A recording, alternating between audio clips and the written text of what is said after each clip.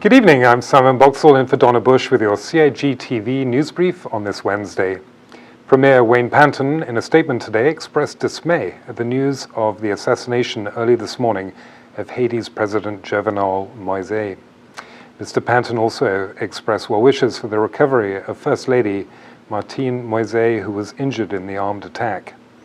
The Cayman Islands government this afternoon lowered the Cayman Islands flag to half-mast, where they will remain for 3 days, in keeping with CARICOM's request to members to honor Mr. Jovenel. Flags will fly at half-mast again on the day of the Haitian president's funeral. Some 60 realtors and developers attended a half-day seminar on anti-money laundering yesterday.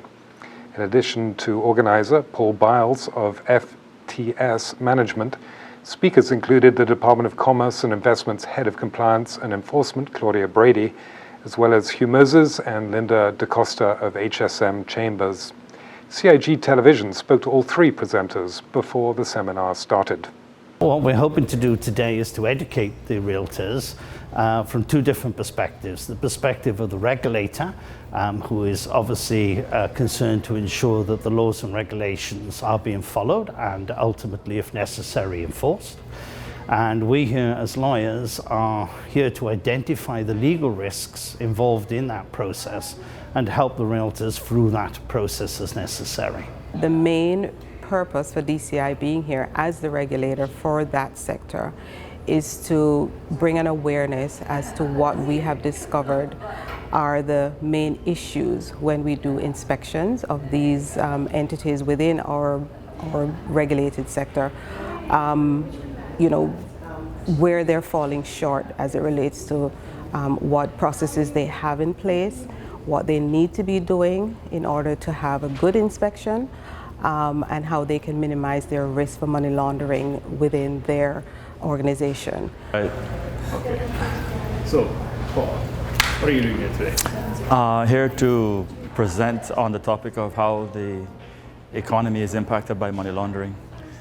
Typically, we talk about how to manage the risk with money laundering in the organizations, but I think it's also important to understand what happens if we don't manage the risk properly. What could that, how could that impact the overall economy? So I'm going to be speaking about that, and I have there several 5 or 6 different ways in which money laundering does directly impact our economy, and so I'm going to be talking about that today. DCI served as an event sponsor, as did Christie's International Real Estate, Provenance Properties Cayman Islands, and HSM Chambers. Requests for liquor, music, and dancing licenses may be submitted online from this Friday, 9th of July, says the Liquor Licensing Board. To wrap up our coverage of Tropical Storm Elsa, we spoke to District Commissioner Mark Tibbetts and other Brackers for their views on the island's brush with the most recent severe weather system to pass through the tropics. Good day, everyone. This is Mark Tibbetts, District Commissioner for the Sister Islands of Cayman Brac and Little Cayman. Just wanted to take the opportunity to thank all of those in the Sister Islands Emergency Committee, all of our essential staff, and all the community on a whole, all those who contributed in making the necessary preparations for this past weekend for the threat of Tropical Storm Elsa. Although we did not experience much from Tropical Storm Elsa, I just got to say that I'm most pleased and proud of the preparations by all within the community, and just to say that definitely it was a dry run for us as we definitely into the hurricane season for the year 2021. It was definitely a good reminder for each and every one of us as to what we need to do going forward as well with our preparations. Also, again, being most pleased with the participation, the dedication, the commitment by all, and just to say that we look forward to the same as we move throughout the season.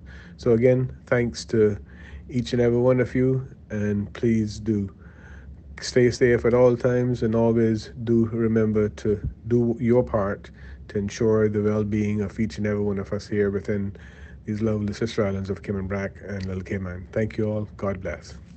So we follow the protocol set in the National Hurricane Response Manual, pretty much, and we follow that step by step. The police, they post the flags throughout the island, and that gives you an indication of what phase we should be prepared for.